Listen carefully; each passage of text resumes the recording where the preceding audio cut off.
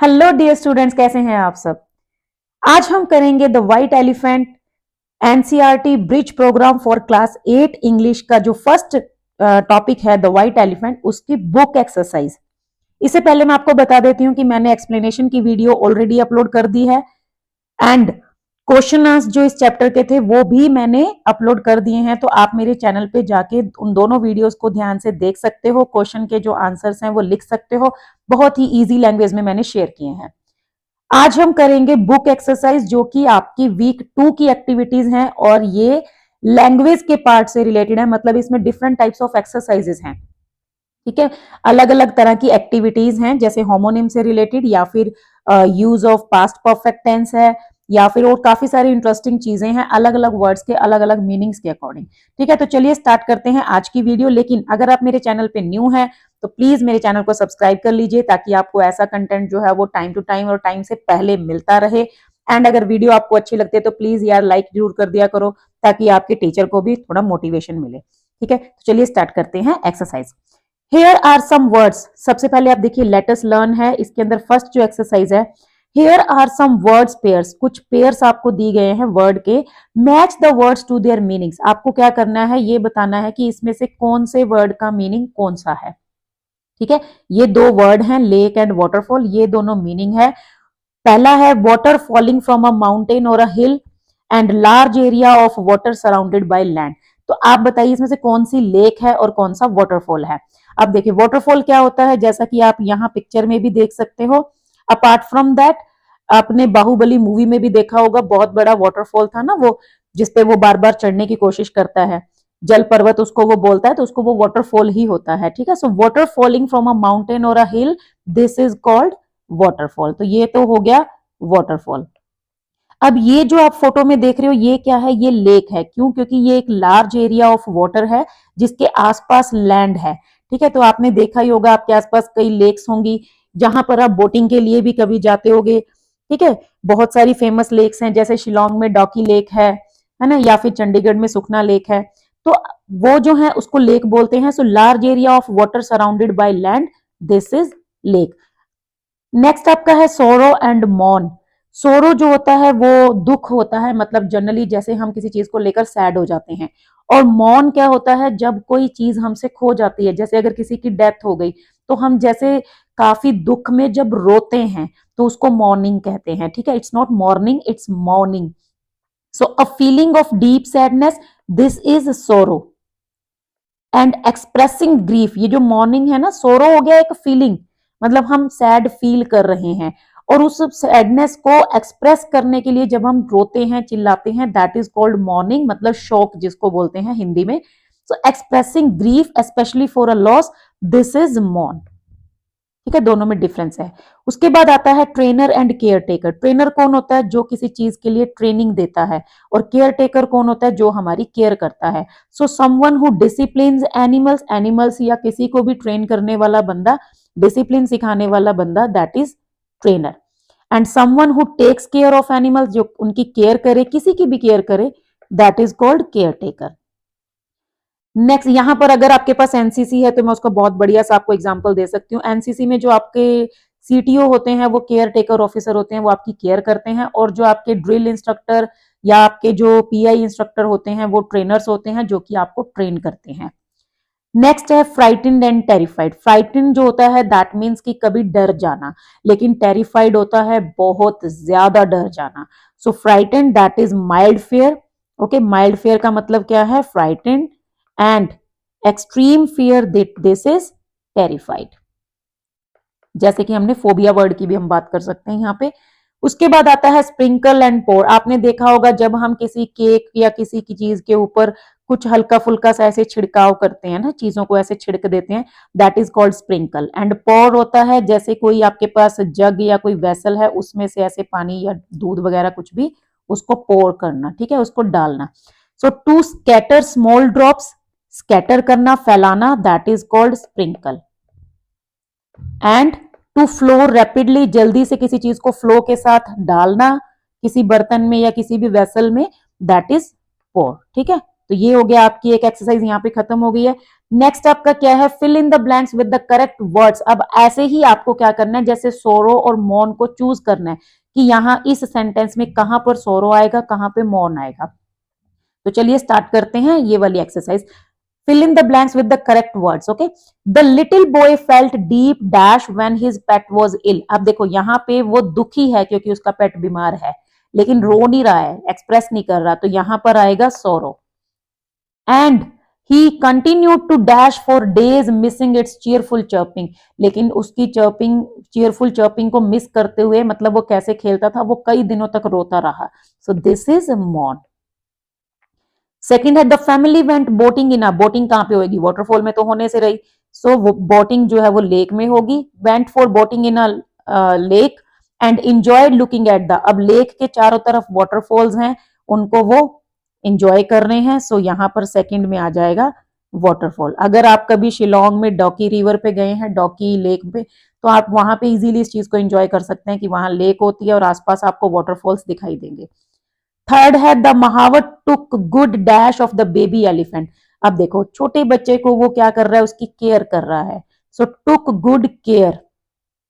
While the visitors washed with dash hoping it would stay happy. So visitors क्या कर रहे हैं, वो concern, visitor washed with concern, मतलब पूरा ध्यान देते हुए उसकी तरफ देख रहे हैं और ये देखते हुए कि वो खुश रहे।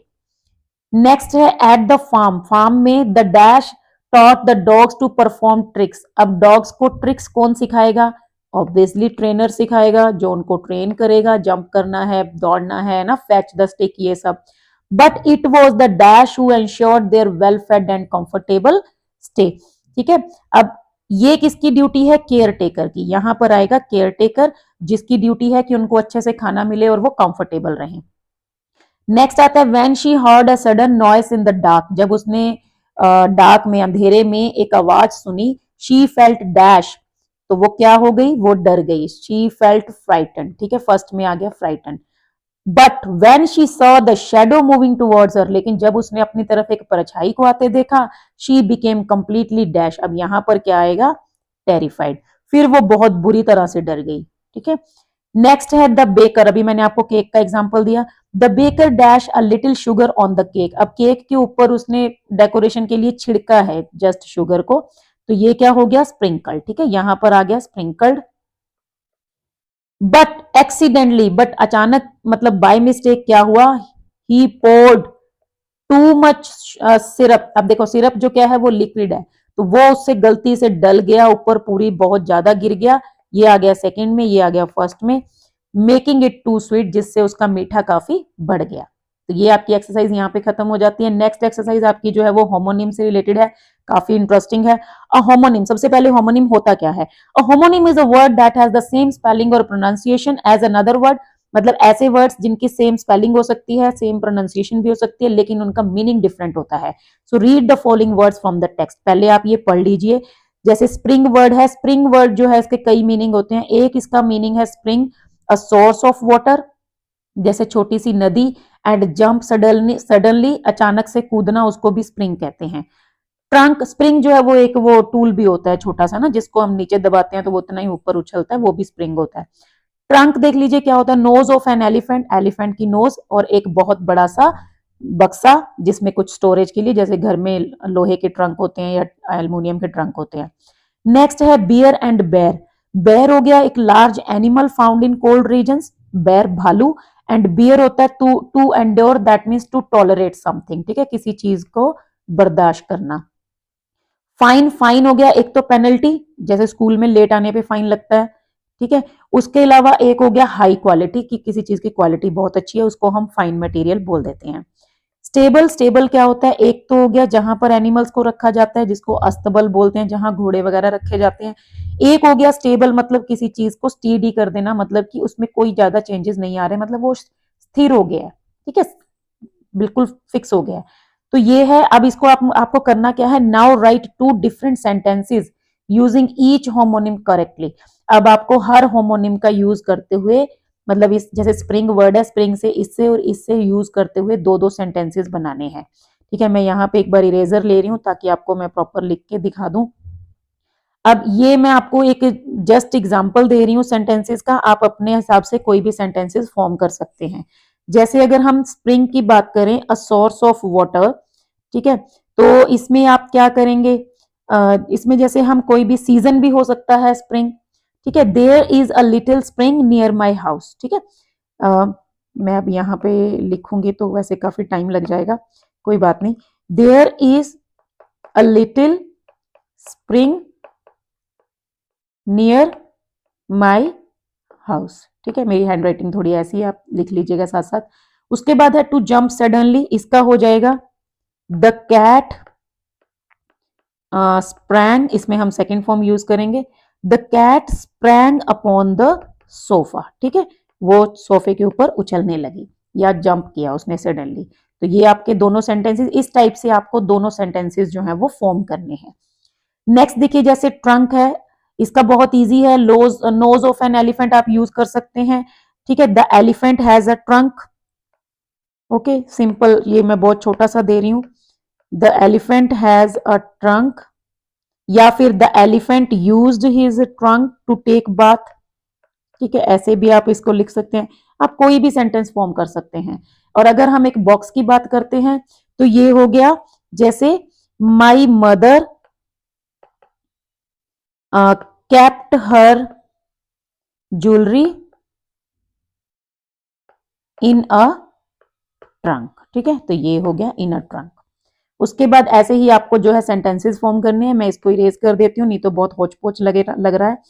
उसके बाद आपको क्या करना है, मतलब ये मैं आपको सेंटेंसेस जस्ट एग्जांपल्स दे देती हूँ, आप इनको लिख लीजिएगा, खुद से भी आप फॉर्म कर सकते हैं। जैसे बेयर की अगर हम बात करें, the bear is a large animal, और you can use other sentences also, ठीक है, I like to watch the bear show, या the Masha and the bear show, आप एक कार्टून का नेम लिख सकते हैं इसके अंदर। टू एंड्योर की अगर हम बात करते हैं, this is to tolerate, so आप, मैं इसमें यहाँ पे लिख देती हूँ, I can't bear this loss, ठीक है, मैं इस लॉस को बर्दाश्त नहीं कर सकती या कर सकता, सो ये हो गया I can't bear this loss. Fine की बात करें, पेनल्टी वाला बहुत इजी है, आप इजीली कर सकते हैं, the teacher imposed a fine of ₹50 on me for getting late in the school और coming late in the class. High quality की अगर बात करें तो this stuff is of a fine quality, ठीक है, या this clothes material is of fine quality, या this dress is made of fine material, कुछ भी आप इसमें लिख सकते हैं। नेक्स्ट आपका आता है स्टेबल। स्टेबल में अगर हम बात करें, ये तो बहुत इजी है ना, the horses are kept into the stable, उनको स्टेबल में रखा गया, तो आप ये स्टेबल हो गया। उसके बाद अगर हम स्टीडी की बात करते हैं तो his condition is now stable, आप सिंपल से ये लिख सकते हैं, his condition is stable now या स्टेबल नाउ, ठीक है, this is better, his condition is stable now, मतलब अब उसकी जो कंडीशन है वो ठीक है, ओके। तो ये इस तरह से आपको दो दो सेंटेंसेस फॉर्म करने हैं। नेक्स्ट ये जो है काफी इंटरेस्टिंग एक्सरसाइज है, read the following phrases from the text. जैसे देखो कुछ वर्ड्स ऐसे होते हैं जो हमेशा इकट्ठे आते हैं, जैसे पे अटेंशन, है ना, टेक टर्न, कुछ भी ऐसा, या टेक डिसीजन। सो उसके बाद देखिए, ये देखिए, cry aloud, shed tears, pine away. अब देखिए, these words in the phrases come together and set to collocate, इनको क्या कहते हैं, कोलोकेशन कहते हैं। Collocation is the way words combine in a language to produce natural sounding speech, मतलब ये नेचुरल सा एक टच देते हैं लैंग्वेज में और राइटिंग में भी, स्पीकिंग में भी, तो इनको बोलते हैं कोलोकेशन। मतलब ये ऐसे वर्ड्स हैं जो हमें लगता ही नहीं कि ये कभी अलग भी हो सकते हैं, ठीक है। Certain words naturally go together, naturally, एक नेचुरली वे में वो हमेशा इकट्ठे आते हैं, forming common expressions that make language more fluent and meaningful. इसकी वजह से क्या होता है, लैंग्वेज बहुत ज्यादा फ्लुएंट एंड मीनिंगफुल हो जाती है। तो अब आपको करना क्या है, ये तो आपको उसने बता दिया कि कोलोकेशन क्या होता है। अब आपको क्या करना है, fill in the blanks with the appropriate words in the brackets that collocate correctly. अब देखिए, जैसे मैंने अभी आपको बताया, अटेंशन के साथ क्या लगता है, जनरली पे, ठीक है, so it is important to pay attention when the teacher is explaining new concepts. Next आ गया decision, we need to take a decision, ठीक है, मैं जिसको जो सही है उसको सर्कल कर रही हूँ साथ में, we need to take a decision about our holiday plans soon. Third है, he finally gathered courage to take a chance, ठीक है, make a chance नहीं होता है, take a chance and try skydiving. Next, she had to dash the news, अभी tell the news नहीं होता है, ब्रेक द न्यूज होता है, ठीक है, ब्रेकिंग न्यूज बोलते हैं ना। So break the news to her parents about winning her first prize. My uncle wanted to dash a business, business क्या होता है, वो रन अ बिजनेस होता है, ठीक है। सो मेक नहीं होगा, run a business after retiring. So ये तो बहुत ईजी था और इंटरेस्टिंग भी था, and I think something new for you. Exercise number 6. The story uses adjectives like magnificent and noble. Locate these sentences in the story and choose the adjective from the options for the sentences. अब देखिए यहाँ पर आपको क्या करना है, आपको ये कुछ एडजेक्टिव्स दिए गए हैं, इनको क्या करना है, इन सेंटेंसेस में फिट करना है, मतलब इनके मीनिंग के अकॉर्डिंग, ठीक है। पहला आपके लिए किया गया, the elephant was a big creature, big, a big मतलब एनर्मस, एनर्मस का मीनिंग क्या होता है, बिग, तो यहाँ पर क्या आ जाएगा, the elephant was an enormous creature. उसके बाद the king had a nice palace, ठीक है, नाइस पैलेस मतलब इसमें हम जो है वैसे तो लग्जीरियस और ब्रेथ टेकिंग दोनों का ही मीनिंग ऑलमोस्ट सेम सा है। ब्रेथ टेकिंग का मीनिंग भी होता है कि एक्सट्रीमली ब्यूटीफुल, और लग्जूरियस का मतलब भी होता है हैविंग ऑल द लग्जरी, तो यहां पर आपका जो आएगा लग्जूरियस, ठीक है। उसके बाद थर्ड है, the trainers led the elephant to a beautiful stable, beautiful मतलब फिर से ब्रेथ टेकिंग, ठीक है, एक्सट्रीमली ब्यूटीफुल, ये हो गया आपका third.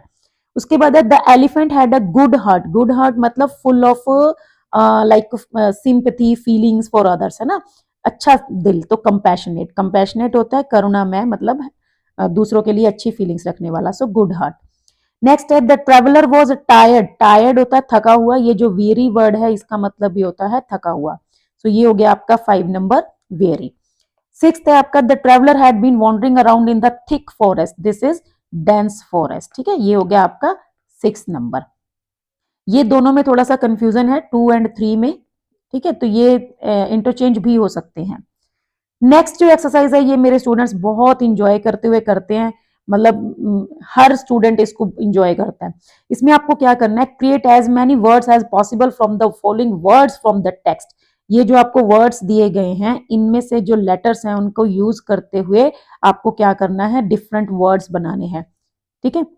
One example has been done for you, ये आपके लिए किया गया, जैसे सराउंडिंग्स हैं इसमें से साउंड बन गया राउंड, सिंग, ग्राउंड, रिंग्स, रग्स, डग, सन, ठीक है, रिन, सावर, नोट, सर, ग्राइंड, अंडू, रग एटसेट्रा। अब इसमें आपको क्या करना है, आप कोशिश कीजिए एटलीस्ट 3 लेटर्स, ठीक है, एटलीस्ट 3 लेटर्स वर्ड्स आप जरूर बनाइए, ये नहीं कि 2 लेटर्स उठाते जाइए, ठीक है। वैसे 2 लेटर्स का भी वर्ड्स हो सकता है, जैसे ईज हो गया, एन हो गया, लेकिन मैं सजेस्ट करूंगी कि 3 लेटर्स लीजिए कम से कम। जैसे अब देखिए इसके अंदर GAM और E, गेम बन गया। उसके बाद TEN, टेन बन गया, ठीक है। ऐसे करते आपको वर्ड बनाने, जैसे NICE, नाइस बन गया, ठीक है। एक और बना देती हूँ, बाकियों को आप खुद से सॉल्व करेंगे। उसके अलावा आप देखिए कोई भी वर्ड बना सकते हैं हम, जैसे MAGN, मैग्निफिशेंट हो गया। उसके बाद सेंट हो सकता है, ठीक है, SCENT, ठीक है। तो ये जो है मैंने 4 वर्ड्स बनाए हैं, आप ऐसे करते करते बहुत सारे वर्ड्स जो है वो फ्रेम कर सकते हैं। ऐसे ही आपको फ्रेगमेंट में इन लेटर्स को यूज करते हुए वर्ड्स बनाने हैं। अब आप क्या कीजिए, कमेंट बॉक्स में जरूर शेयर करना अलग अलग वर्ड्स, देखते हैं हम इन वर्ड्स से कितने वर्ड्स जो है वो फ्रेम कर सकते हैं। शायद हो सकता है किसी के कमेंट से किसी दूसरे को न्यू वर्ड मिल जाए और उसकी हेल्प हो जाए, तो आप जरूर शेयर करना, ठीक है। क्वेश्चन नंबर 8 जो है, read the following sentence from the text. अब देखिए ये थोड़ी इंपॉर्टेंट एक्सरसाइज है, और ये आपकी जो है मतलब आपको बहुत अच्छा लेसन सिखाएगी, ठीक है, ग्रामर का। Read the following sentences from the text. She had heard the noise made by the king's man and realise that they had taken her son away. उसने वो शोर सुन लिया था जो कि किंग के आदमियों की वजह से हुआ था, और उसको पता चल गया था कि उसके बेटे को वो ले गए हैं। अब देखिए इसमें 3 काम हुए हैं, एक तो उसने शोर सुना, एक उसको रियलाइज हुआ, एक उसको ये लगा कि उसके जो बेटे है उसको ले जा चुके हैं। तो यहां पर 3 काम हुए हैं, 3 में से आप ये देखेंगे 2 पहले हुए हैं और उसने रियलाइज बाद में किया है, ठीक है। उसने पहले शोर सुना फिर उसको रियलाइज हुआ। तो जब दोनों 2 या 3 काम जो भी हैं पास्ट में हुए हों, तो जो पहले काम होता है ना, जो पहले हुआ होता है उसके अंदर हैड प्लस थर्ड फॉर्म लगती है, मतलब कि जो पहले काम होगा वो पास्ट परफेक्ट होगा, और जो काम बाद में होगा वो वाला होगा सेकंड फॉर्म, मतलब वो सिंपल पास्ट होगा। ठीक है, जैसे सपोज करो आप घर से बाहर निकले, मार्केट गए, उससे पहले आपने लॉक किया। अब आपने पहले कौन सा काम किया? पहले आपने लॉक किया, तो होगा I had lock the door. ठीक है, अब उसके बाद आप मार्केट गए, व्हेन आई वेंट आउट। ठीक है, या मैं बाहर गया, जब मैं बाहर गया तो मैंने पहले डोर लॉक किया। ठीक है, मैंने बाहर जाने से पहले डोर लॉक किया, तो जो काम पहले हुआ है वो होगा हैड प्लस थर्ड फॉर्म, और जो काम बाद में हुआ है वो होगा सेकंड फॉर्म। ये आप देख सकते हो, हैड लॉक्ड है, ये हैड प्लस थर्ड फॉर्म है, और ये वेंट है, ये सेकंड फॉर्म है। अब देखिए यही चीज यहां पर लिखी हुई है। Past perfect tense is used to show the sequence of two completed actions in the past. Past में ही दोनों काम हुए हैं, one occurring before the other, जिसमें एक पहले होता है दूसरे से। द अर्लियर एक्शन, जो पहले होता है, is expressed in the past perfect, उसको पास्ट परफेक्ट में लिखते हैं। वाइल द मोर रीसेंट, और जो बाद में होता है, action is in the simple past, उसको सिंपल पास्ट में लिखते हैं। इसके लिए ना मेरे चैनल पे आप विजिट कीजिए, उसमें मैंने एक वीडियो बनाई हुई है कि बिफोर से पहले और आफ्टर के बाद क्या आता है। उसमें मैंने ये पॉइंट और भी अच्छे से एक्सप्लेन किया हुआ है, आप वो वीडियो देखेंगे तो आपको ये बहुत अच्छे से समझ आ जाएगा, और ये ऐसी चीज है जो आपकी लाइफ टाइम काम आने वाली है। ठीक है, जैसे अब ये एग्जाम्पल देखिए, व्हेन शी रिटर्न्ड होम, जब वो वापस आई, her brother had complete watching the film, उसका भाई पूरी फिल्म देख चुका था। अब पहले कौन सा काम हुआ? उसने फिल्म पूरी देख ली, वो बाद में आई, तो ये हो गया हैड प्लस थर्ड फॉर्म, और ये हो गया second form.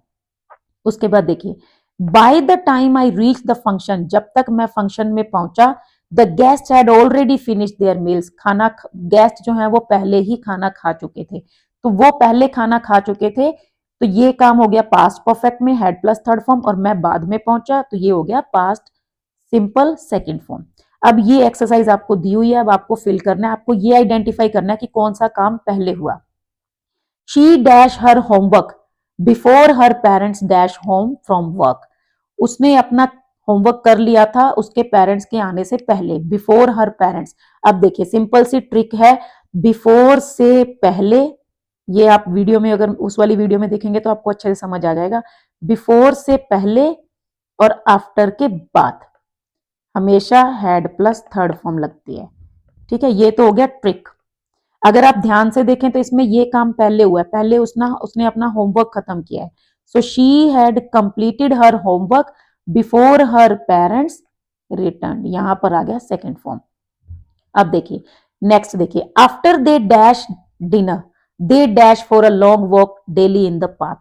After they dash dinner, dinner खत्म करने के बाद वो लॉन्ग वॉक के लिए जाते हैं। पहले कौन सा काम करते हैं? पहले डिनर करते हैं, डिनर करते थे, है ना। So after they had eaten dinner, they went for a long walk. उसके बाद देखिए फिर से बिफोर आ गया, तो सिंपल है, बिफोर से पहले हैड रेड। अगर मीनिंग देखें, I had read the book before I dash the movie based on it, movie देखने से पहले ही मैंने बुक पढ़ ली थी, so before I saw the movie. Next देखिए, ये सेंटेंस थोड़ा ट्रिकी है क्योंकि इसमें आफ्टर और बिफोर तो आया नहीं।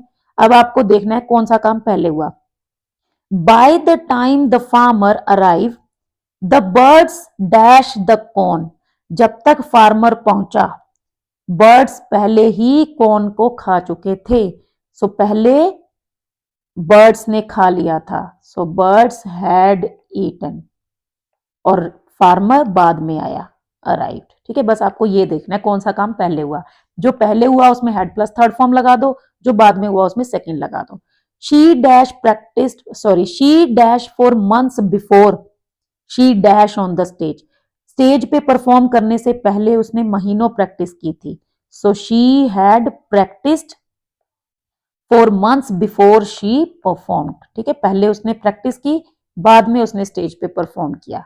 और सिंपल सी ट्रिक है, बिफोर से पहले और आफ्टर के बाद हैड प्लस थर्ड फॉर्म, और जो बच गया उसमें सेकंड फॉर्म। आई होप आपको ये एक्सरसाइज अच्छे से समझ आई होगी, क्योंकि ये एक्सरसाइज बहुत इंपॉर्टेंट है। ये आपकी क्लास 8 में ही नहीं, 9 में, 10 में, आपकी लाइफ टाइम किसी भी कॉम्पिटेटिव एग्जाम में आप जाते हो, कुछ भी आप करते हो, तो इंग्लिश अगर बेसिक पार्ट है, ग्रामर, तो वहां पर ये आपके काम आएगा। तो इसके लिए वो वाली वीडियो जरूर देख लेना, बिफोर से पहले और आफ्टर के बाद क्या लगता है। Question number 9, fill in the blanks by choosing the most. ये इसी पे बेस्ड है, ठीक है। आपको ये पैराग्राफ कंप्लीट करना है, यहाँ पे आपको ऑप्शंस दिए हुए हैं, इसमें से चूज करना है। One chilli morning Renuka dash along the forest trail. एक दिन रेणुका जा रही थी उसके साथ साथ, तो ये काम कंटिन्यूसली हो रहा है, तो was walking. Renuka was walking along the forest trail enjoying the clean air. She dashed for nearly an hour when she suddenly realized. जब उसने रियलाइज किया तब तक वो ऑलमोस्ट 1 घंटे से चल रही थी, तो यहाँ पे काम कंटिन्यूसली हो रहा है, और ये आ गया ना 4 के साथ एक टाइम आ गया एन आर, तो ऐसी सिचुएशन में had plus been plus ING लगता है। So she had been walking for nearly an hour when she suddenly realize she dash her way, कि वो अपना रास्ता खो चुकी है, भूल चुकी है। So she had lost her way. Panic dash, अब ये हो गया कि उसको डर तो आ गया उसके अंदर, सो पैनिक सेट इन। पैनिक सेट इन ये सेकंड फॉर्म है, but she quickly calmed herself. She dash this trial many times before. अब देखिए ये उसने बहुत बार पहले भी कर लिया था, सो she had taken this trial many times before yet she dash so lost. Yet she never felt, yet she never felt so lost. ठीक है, तो ये हो गया आपका exercise solve on the basis of your understanding of tenses. Next आपका यहाँ पर कोई ज्यादा एक्सरसाइज तो नहीं है, आपको खुद से करना है ये। Read the highlighted words. देखिए यहाँ पे वुड और यूज टू में डिफरेंस सिखाया गया। ये दोनों क्या है, ये मोडाल्स हैं। ठीक है, इसके लिए आप मोडाल्स की वीडियोस को देख सकते हो कि वुड कहाँ लगता है और यूज टू कहाँ लगता है। वुड कहाँ लगता है, वुड एक तो जब हम परमिशन लेते हैं तब लगता है। एक जो है वुड आपका लगता है कंडीशनल्स में। कंडीशनल कौन सी, टाइप 2 में। इसके लिए भी मैंने कंडीशनल की वीडियो अपलोड की हुई है, आप वो वीडियो ध्यान से देखिए तो आपको समझ आ जाएगा। वुड जो है वो ऐसी कंडीशंस होती हैं जहां पर मतलब एक इमेजिनेशन की बात होती है कि ये चीज हो नहीं सकती, बस हम इमेजिन कर सकते हैं। जैसे अगर मैं कहूं कि काश मैं एक परी होती तो मैं आसमान में उड़ती। So if I were a fairy I would fly high in the sky. तो ये हो तो सकता नहीं, तो वहां पर वुड लगता है। और यूज टू कहाँ लगता है, यूज टू तब लगता है जब पास्ट में किसी हैबिट की बात होती है। ठीक है, इसका एक और यूज भी है, वो मैं आपको किसी और वीडियो में बताऊंगी। यहाँ पर ये इसी कॉन्टेक्स्ट में यूज हुआ है। तो देखिए, the white elephant would carry the traveller on his back. The white elephant would roam the forest every day to collect food. The elephant use to wander, मतलब वो घूमा करता था, ये उसकी हैबिट थी। ठीक है, the elephant use to live peacefully with his mother. तो ये दोनों सेंटेंसेस में आपको डिफरेंस समझना है। अभी डिफरेंस यहाँ पे बताया गया है। Would is use to describe repeated action, एक तो जब एक्शन रिपीट होता है बार बार, जैसे देखो ये है ना, the elephant would roam the forest every day, रोज वो घूमता था तो काम रिपीट हो रहा है। और a situation that no longer happen, ये मैंने आपको जो बताया कंडीशनल टाइप 2, ऐसी सिचुएशन जो नहीं हो सकती। वाइल यूज टू, और यूज टू कब यूज होता है, डिस्क्राइब एनी एक्शन और situation that continued for a period of time in the past. ऐसी एक्शंस और ऐसी सिचुएशन जो पास्ट में काफी टाइम के लिए होती हैं। जैसे आई यूज टू प्ले क्रिकेट, ठीक है, व्हेन आई वाज यंग, मतलब काफी टाइम तक मैंने खेला करती थी मैं। So would is mostly used in formal context. तो इस तरह से आपको डिफरेंस समझना है। यहाँ पे आपको एक एग्जांपल दिया गया है, Rajni use to play a lot of cricket, यहाँ पे वुड नहीं आएगा। I use to swim regularly, यहाँ पर भी वुड नहीं आएगा। ठीक है, now find out more examples of the uses of would and from the text. आपको टेक्स्ट रीड करना है, उसमें जहां जहां पर वुड यूज हुआ है वो सेंटेंसेस आपको फाइंड आउट करने हैं। आप उनको हाइलाइटर की हेल्प से हाईलाइट कर सकते हैं। ठीक है, तो बहुत सिंपल सी एक्सरसाइज है। नेक्स्ट आपकी 11th एक्सरसाइज है, fill in the blanks with suitable verbs. ये आपको फिलअप करना है, बहुत ही इजी है, बहुत इंटरेस्टिंग भी है। When we dash to our new house, जब मतलब हम नए घर में गए। ठीक है, व्हेन वी मूव्ड, ये आ गया आपका मूव्ड। मैं ऊपर नंबरिंग लिखती जाऊंगी, आप इसको नोट करते जाना। When we moved to our new house, I dash excited because I felt excited. ठीक है, मैं बहुत एक्साइटेड था। Because I dash always dash, I had always dreamed of having a big backyard, मैं हमेशा एक बिग बैकयार्ड का सपना देखा करता था। We dash in a small apartment, we use to live, आप देखो हम रहा करते थे, सो ये पास्ट की सिचुएशन है। We use to live in a small apartment, so having space to play dash amazing, कि अब हमें मतलब स्पेस मिलने वाला है, ये चीज बहुत अमेजिंग लग रही थी। So having space to play was amazing. My brother and I dash to build a tree house had plan, ठीक है, मैं मेरे और मेरे भाई ने प्लान किया था एक ट्री हाउस बनाने का। And by the end of the summer we finally dash it, we finally completed it, ठीक है, हमने इसको कंप्लीट भी कर लिया था। We dash hours playing there, we used to spend hours playing there creating wonderful memories, ठीक है, हम वहां पे घंटों टाइम बिताया करते थे और बढ़िया सी मेमोरीज क्रिएट करते थे। नेक्स्ट आपका है बहुत ही इंटरेस्टिंग एक्सरसाइज है जो कि है क्वेश्चन टैग्स, ठीक है। क्वेश्चन टैग्स मतलब बहुत इजी है, अगर आप एक बार ध्यान से समझ लेंगे तो। सबसे पहले इसको रीड करते हैं। रीड द हाईलाइटेड फ्रेजेस, ठीक है, ये जो आपको रीड करना है। The following sentences from the text, it's you, isn't it she soft, मतलब ये तुम हो, तुम ही हो ना। तो मतलब ये क्या है, जब हम किसी चीज को, किसी स्टेटमेंट को कंफर्म करते हैं और उसके साथ एक क्वेश्चन ऐड कर देते हैं, जैसे मेरा भाई आ गया है ना, ऐसे, तो वो कंफर्म करना, ठीक है। मैंने आज बहुत सारी शॉपिंग की थी ना, ऐसे करके वो कंफर्म्ड हो जाता है किसी चीज का, कोई जो स्टेटमेंट, तो उसको हम बोल देते हैं क्वेश्चन टैग, लेकिन हम साथ में एक क्वेश्चन लगा देते हैं उसके स्टेटमेंट को कंफर्म करने के लिए, ठीक है। तुमने अपना पूरा वर्क कर लिया ना, तो वो हो गया क्वेश्चन। तो ये होता है, ये मतलब क्या होता है, जैसे कि इसमें उल्टा होता है, अगर पॉजिटिव स्टेटमेंट होगी तो नेगेटिव क्वेश्चन टैग लगेगा, नेगेटिव होगी तो पॉजिटिव लगेगा। So the highlighted phrases is used by the mother to confirm her son's presence, ये जो है उसकी मदर ने कंफर्म करने के लिए पूछा था, है ना, कि इजंट इट, तुम ही हो। The short question added to the end of a statement to confirm information, तो जो छोटा सा क्वेश्चन होता है जो स्टेटमेंट के एंड में हम ऐड करते हैं कंफर्मेशन के लिए या किसी एग्रीमेंट के लिए या एनकरेज के रिस्पॉन्स के लिए, तो इसको हम कहते हैं question tags. And affirmative statement is connected to a negative question tag, मतलब अगर मेन सेंटेंस पॉजिटिव होगा तो क्वेश्चन टैग नेगेटिव होगा, जैसे कि she can bring the decoration for the party, can't she, ठीक है, कैन का नेगेटिव हो गया कांट, और शी का शी साथ में आ गया, वो बाद में लग गया कांट शी। अगर यही होता शी कांट, ठीक है, she can't bring the decoration for the party, तो ये कांट का पॉजिटिव हो जाता कैन, और शी का शी लग जाता। बस ये काम करना है आपको। नेक्स्ट देखो, a negative statement is connected to an affirmative, मतलब अगर नेगेटिव स्टेटमेंट होगा तो अफर्मेटिव क्वेश्चन टैग लगेगा। If the main sentence is negative the question tag is usually positive, अगर मेन सेंटेंस नेगेटिव है, जैसे you don't like ice cream, don't आ गया तो डोंट का पॉजिटिव हो गया डू, और साथ में यू आ गया, ठीक है। ये देखिए, अब आपको ये एक्सरसाइज सॉल्व करनी है। Now fill in the blanks with the correct question tags, मेरे हिसाब से आपको बहुत इजी लग रहा होगा, जल्दी से आप आंसर्स कमेंट बॉक्स में शेयर भी करते जाइए और मैच भी करते जाइए। The train was late, was का उल्टा, मतलब वॉज का नेगेटिव, वॉजंट इट, ट्रेन के लिए हम यूज करेंगे it. He can't swim, can't का पॉजिटिव, कैन ही, साथ में आ गया he. They have already left, have का नेगेटिव, हैवंट, और साथ में आ गया they, haven't they. You have not seen that movie, have not का हो गया हैव, साथ में आ गया you. It's a beautiful day, it's का मतलब क्या है, इट इज, तो इज का नेगेटिव हो गया, is not it, isn't it या is not it. We are meeting tomorrow, are का नेगेटिव हो गया, आर नॉट, साथ में आ गया वी। तो बस आपको इस तरह से जो है क्वेश्चन टैग्स लगाने हैं, बहुत छोटे छोटे से हैं, ठीक है। तो आज की वीडियो में बस हम इतना ही करेंगे, क्योंकि अगर मैं अभी पूरा कवर करती हूँ वीक 2 की एक्टिविटीज तो बहुत लंबी हो जाएगी वीडियो। तो ये जो लेटेस्ट लिसन है और उसके बाद latest speak, latest right and latest explore है, वो हम नेक्स्ट वीडियो में कवर करेंगे, क्योंकि इसमें मैं आपको सिर्फ ब्रीफ करूंगी कि आपको क्या करना है, कैसे आप चीजें शेयर कर सकते हैं, ठीक है, अपने व्यूज को शेयर कर सकते हैं with some model answers as well. तो आज के लिए बस इतना ही। अभी आप ये बुक एक्सरसाइज अच्छे से सॉल्व कीजिए, नई नई चीजों को सीखिए, ठीक है, और पढ़ते रहिए, पढ़ाते रहिए।